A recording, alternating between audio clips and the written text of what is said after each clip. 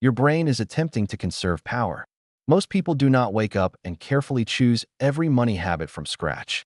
They grab the same coffee, pay bills the same way, avoid the same account balance, buy groceries in the same pattern, and react to payday with the same little routine.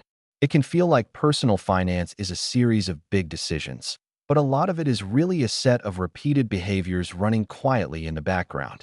That is not always a bad thing. Because life already requires an excessive number of decisions, the brain adores shortcuts. Which email to respond to first, what to eat, what to wear, when to fill up the gas tank, which bill to pay, which subscription to cancel, and which purchase to put off. People would quickly become disengaged if each small money decision required their full attention. When debt or money stress becomes difficult to manage, these automatic patterns matter even more. It's possible that a person seeking debt settlement services is not just dealing with balances. Additionally, they may be dealing with ingrained behaviors that extended the financial cycle beyond what they intended. Autopilot is not laziness. It is easy to judge automatic money habits as laziness or lack of discipline. However, the brain frequently uses autopilot to reduce cognitive load. In plain terms, your mind is trying not to think so hard all the time. Routines make you feel at ease because of this. Paying bills on the same day each month, using the same grocery list, transferring money to savings automatically, or checking accounts every Friday can reduce the number of decisions you need to make. A good routine saves energy and makes responsible choices easier. The issue is that not every routine is beneficial. Some routines save energy now but cost money in the long run. Ordering takeout after every stressful workday, ignoring statements until the weekend, buying things when bored, or using credit cards without checking the balance can all become automatic too. Autopilot does not inquire whether a routine is beneficial.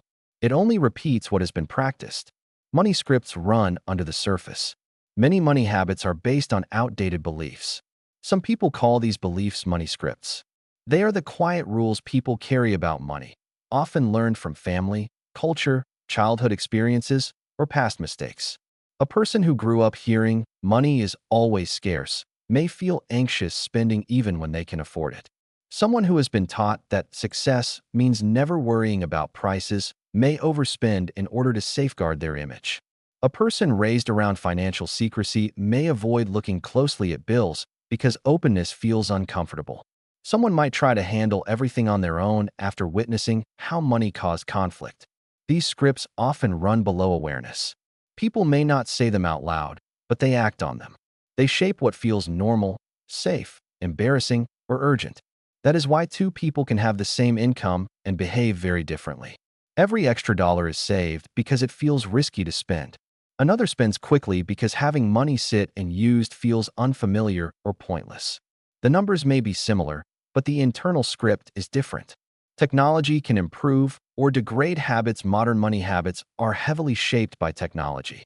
Automatic payments, saved cards, one-tap shopping, subscription renewals, digital wallets, and banking apps all reduce friction. Sometimes that is helpful. Sometimes it is dangerous.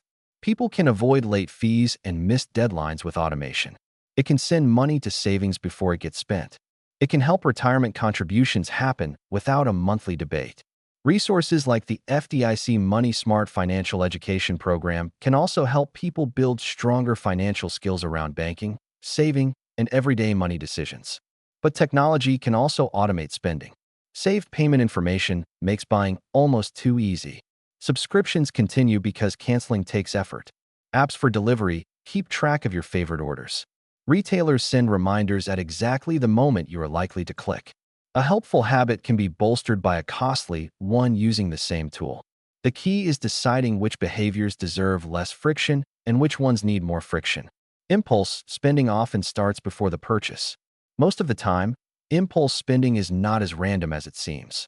There is often a pattern before the purchase. Stress, boredom, loneliness, celebration, comparison, fatigue, or frustration creates a feeling. Then spending becomes the quick response. Over time, the brain connects the feeling with the action. Tired means order food. Sad means shop online. Paid means upgrade something. Avoid the account balance by being anxious.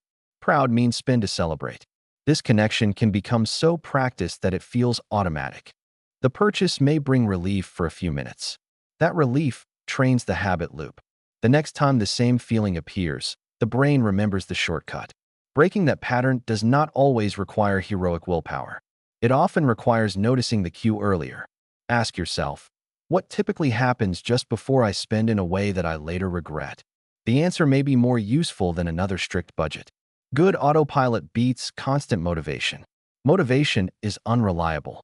Some days people feel ready to track every dollar and plan for the future.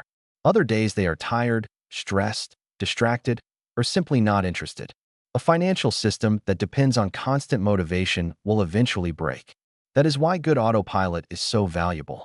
Automatic savings, automatic bill pay, calendar reminders, spending limits, separate accounts, and planned review days can keep progress moving even when motivation is low. The Consumer Financial Protection Bureau's financial education tools include resources on money management, savings, credit, debt collection, and financial well-being. Tools like these are useful because better decisions often come from better systems, not from trying to be perfectly disciplined every day. A strong money habit removes the need to win the same argument with yourself over and over. Instead of deciding whether to save after the money is already in checking, the transfer happens first.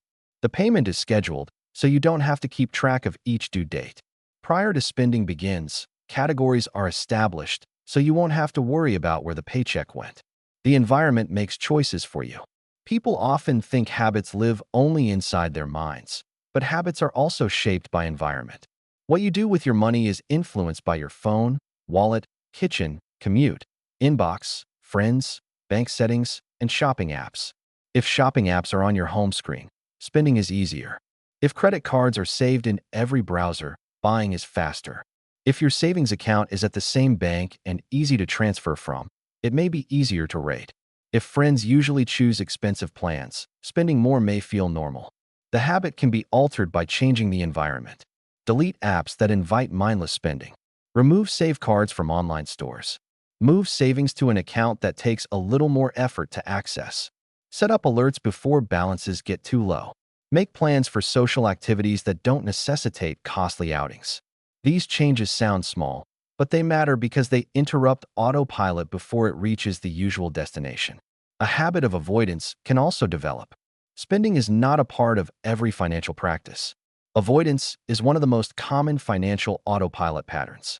People avoid checking balances, opening mail, answering calls, reviewing statements, talking to a partner, or looking at debt totals. Avoidance makes sense emotionally. It gives short-term relief. For a moment, the problem feels quieter. But avoidance usually raises stress over time because uncertainty grows. The unknowable balance becomes more terrifying than any possible number. A better routine is to create a predictable money check-in. It doesn't have to be very long. 10 or 15 minutes once a week can be enough to review balances, upcoming bills, recent spending, and one next step. It is not necessary to solve every problem at once. The goal is to teach the brain that looking at money is normal, manageable, and not a crisis. A new habit needs a clear trigger. Attach a better money habit to something that already happens if you want it to stick. After payday, transfer to savings. Examine the weekly budget following the Sunday breakfast. After opening the mail, place bills in one visible spot. After buying groceries, update the food spending category. A clear trigger matters because vague goals are easy to ignore. I should save more is not a habit. Every payday, $50 moves to savings before I spend anything else is a habit. I should spend less online is not a habit. It's a routine to say, I wait 24 hours before buying anything over $50. The more specific the routine, the less mental energy it requires. Autopilot should be designed, not denied. Money habits run on autopilot because people are human. The brain wants patterns. It wants shortcuts. It wants to conserve energy for the subsequent challenge, project, or surprise. Completely fighting that is exhausting and unrealistic. The best strategy is to deliberately design the autopilot. Automate the choices that protect you. Choices that hurt you will become more difficult to make. Pay attention to the money scripts that have been influencing your actions. Build routines that work even when life is busy and motivation is low.